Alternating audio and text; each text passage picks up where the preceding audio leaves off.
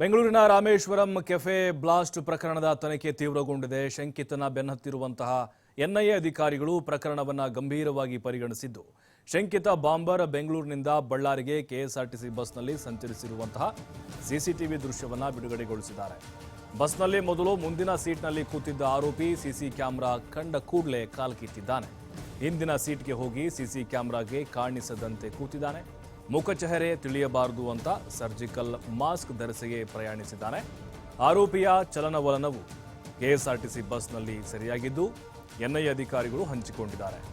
ಅಲ್ಲದೆ ಶೋಧಕ್ಕೆ ಸಹಕಾರಿಯಾಗಲಿ ಎಂದು ಬಳ್ಳಾರಿಯಲ್ಲಿ ಶಂಕಿತ ಆತಂಕದಿಂದ ಓಡಾಡಿದ ದೃಶ್ಯವನ್ನು ಕೂಡ ರಿಲೀಸ್ ಮಾಡಿದ್ದಾರೆ. ಒಟ್ಟು 2 ವಿಡಿಯೋ ರಿಲೀಸ್ ಆಗಿದೆ. ಒಂದು ಕೆಎಸ್ಆರ್ಟಿಸಿ ಬಸ್ನಲ್ಲಿ KA57 ರಿಜಿಸ್ಟ್ರೇಷನ್ ಬಸ್ ಇದು, ಕೆಎಸ್ಆರ್ಟಿಸಿ ಇದು. ಮೊದಲು ಆರೋಪಿ ಬರ್ತಾನೆ, ಬಸ್ ಹತ್ತಿದ ಮೇಲೆ ಡೋರ್ ಪಕ್ಕ ನೋಡಿ, ಡೋರ್ ಪಕ್ಕ ಕೂರುವಂಥ ಪ್ರಯತ್ನ, ಕೂರ್ತಾನೆ.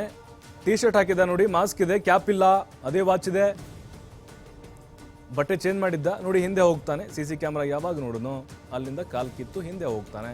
ಹಿಂದೆ ಕೂತ್ರೆ ಅಷ್ಟೊಂದು ಕ್ಲಾರಿಟಿ ಕಾಣಲ್ಲ, ಮುಖಚೇರೆ ಕ್ಲಿಯರಾಗಿ ಗೊತ್ತಾಗಲ್ಲ ಅಂತ. ಹತ್ರ ಕೂತ್ಬಿಟ್ರೆ ಝೂಮಲ್ಲಿ ಗೊತ್ತಾಗ್ಬಿಡುತ್ತಲ್ವಾ, ಹಾಗಾಗಿ ವೈಡಲ್ಲಿ ಕೂತ್ಬಿಡೋ, ವೈಡಲ್ಲಿ ಬೇಕಾದ್ರೆ ಕ್ಯಾಪ್ಚರ್ ಆಗಲಿ ಅಂತ ಕಿಲಾಡಿ ಈ ಐಡಿಯಾ ಮಾಡಿ ಹಿಂದೆ ಹೋಗಿ ಕೂತ. ಇನ್ನೊಂದು ವಿಡಿಯೋ ಆ ಕಡೆ ಈ ಕಡೆ ಓಡಾಡ್ತಿದ್ದಾನೆ. ಯಾರಿಗೋ ವೇಟ್ ಮಾಡ್ತಾ ಇರ್ಬೋದು, ಅಥವಾ ಬಸ್ಗೋಸ್ಕರ ಕಾಯ್ತಾ ಇರ್ಬೋದು.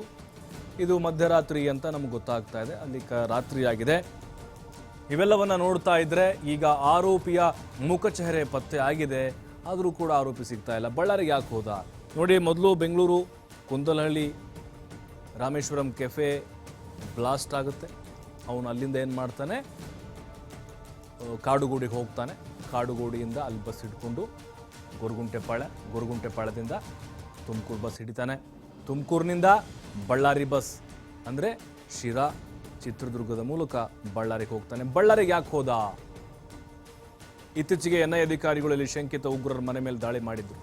ಅವರು ಸಹಾಯ ಪಡಲಿಕ್ಕೆ ಏನಾದರೂ ಹೋಗಿದ್ನ ಇವನು ಗೊತ್ತಿಲ್ಲ. ತನಿಖೆ ಆದಮೇಲೆ ಎಲ್ಲ ಬಯಲಾಗುತ್ತೆ. ಬಳ್ಳಾರಿಯಿಂದ ಆ ಕಡೆ ಹೋಗಿರ್ಬೋದು, ಬಳ್ಳಾರಿಯಿಂದ ವಿಜಯಪುರ ಕಡೆಗೆ ಹೋಗಿರ್ಬೋದು ಅನ್ನೋ ಅನುಮಾನಗಳಿದ್ದಾವೆ. ಅಥವಾ ಅಲ್ಲಿಂದ ಗೋಕರ್ಣದ ಕಡೆಗೆ ಹೋಗಿರಬಹುದು, ಗೋಕರ್ಣದಿಂದ ಭಟ್ಕಳ ಕಡೆಗೆ ಹೋಗಿರುವಂತಹ ಶಂಕೆಗಳು ವ್ಯಕ್ತವಾಗ್ತಾ ಇದೆ. ನೋಡಿ, ಎನ್ಐಎ ಅಧಿಕಾರಿಗಳು ಏನೆಲ್ಲ ಅನುಮಾನಗಳನ್ನು ವ್ಯಕ್ತಪಡಿಸಿದ್ರೋ, ಏನು ಡೌಟ್ ಇತ್ತೋ ಅದು ನಿಜ ಆಗ್ತಾ ಹೋಗ್ತಾ ಇದೆ. ಬಳ್ಳಾರಿ ಕಡೆ ಹೋಗಿರ್ಬೋದು ಅಂತಂದ್ರು. CCTV ಫುಟೇಜ್ ಕಾಣಿಸ್ತಾ ಇದೆ ನಮಗೆ. ಏನೋ ಆತುರವಾಗಿ ಯಾರಿಗೋ ವೇಟ್ ಮಾಡ್ದಂಗೆ ಕಾಣಿಸ್ತಾ ಇದೆ. ಈ ಟಿ ಶರ್ಟ್ಗಳು ಹೆಂಗೆ ಬರುತ್ತೋ ಹಂಗೆ ನೋಡಿ. ಬ್ಯಾಗ್ ಅಲ್ಲಿ ಚಿಕ್ಕದಾಗಿದೆ, ಎಷ್ಟು ಡ್ರೆಸ್ ಅಂತ ಹಿಡಿಸುತ್ತದು.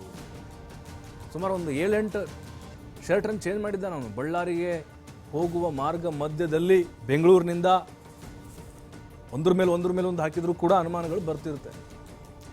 ಆದರೆ ಇವ್ನಿಗೆ ಯಾರಾದರೂ ಫಂಡಿಂಗ್ ಮಾಡ್ತಾ ಇರ್ಬೋದಾ, ಅಥವಾ ಅಲ್ಲಿ ಮಾರ್ಗ ಮಧ್ಯದಲ್ಲಿ ಅಲ್ಲಲ್ಲಿ ಬಂದು ಇವ್ನು ಕೊಡ್ಬೋದಾ, ದುಡ್ಡು ಕೊಡ್ಬೋದಾ, ಡ್ರೆಸ್ಗಳನ್ನ ಕೊಟ್ಟು ಹೋಗ್ಬೋದಾ. ನೋಡಿ, ಕ್ಯಾಪ್ ತೆಗೆದಿದ್ದ, ವೇಷವನ್ನು ಬದಲಾಯಿಸ್ಕೊಂಡು ಹೋಗ್ತಾ ಇದ್ದಾನೆ. ಹೋದಲ್ಲಿ ಒಂದು ವೇಷ, ಜಾಸ್ತಿ ಮಾತಾಡ್ತಿಲ್ಲ ಇವನು. ಕಂಡಕ್ಟರ್ ಜೊತೆಗೆ ಅಥವಾ ಅಲ್ಲೇನೋ ಊಟಕ್ಕೆ ಹೋದಪ್ಪ, ವಾಟರ್ ತಗೊಳಕ್ಕೆ ಹೋದ, ಜಾಸ್ತಿ ಮಾತಾಡ್ತಿಲ್ಲ, ಯಾಕಂದರೆ ಗೊತ್ತಾಗ್ಬಿಡುತ್ತಲ್ವಾ. ಬಟ್ ಈಗ ಅವನೆಲ್ಲಿದ್ದಾನೋ ಗೊತ್ತಿಲ್ಲ. ಕರ್ನಾಟಕದಲ್ಲಿದ್ದಾನೋ, ತಮಿಳುನಾಡಲ್ಲಿದ್ದಾನೋ, ಅಥವಾ ಕೇರಳ ಆಂಧ್ರದಲ್ಲಿದ್ದಾನೋ ಗೊತ್ತಿಲ್ಲ. ಬಟ್ ಅವನ ಚಲನವಲನಗಳು, ಅವನ ಹೆಜ್ಜೆ ಗುರುತುಗಳು ಒಂದೊಂದೇ ಪತ್ತೆ ಆಗ್ತಾ ಇದ್ದಾವೆ. ನೋಡಿ, ನಾವು ಈ ಹಿಂದೆ ನೀವು ಗಮನಿಸಿರ್ಬೋದು, ಬೆಂಗಳೂರಿನ BMTC ಬಸ್ನಲ್ಲಿ ಅವನ ಮುಖಚೆಹರೆ ಫಸ್ಟ್ ಕಂಡಿದ್ದು ವಿತೌಟ್ ಕನ್ನಡಕ, ಕ್ಯಾಪ್, ಟಿ ಶರ್ಟ್ ಹಾಕಿದ್ನಲ್ಲ, ಅದೇ ಲುಕ್ಕಲ್ಲಿದ್ದಾನೆ.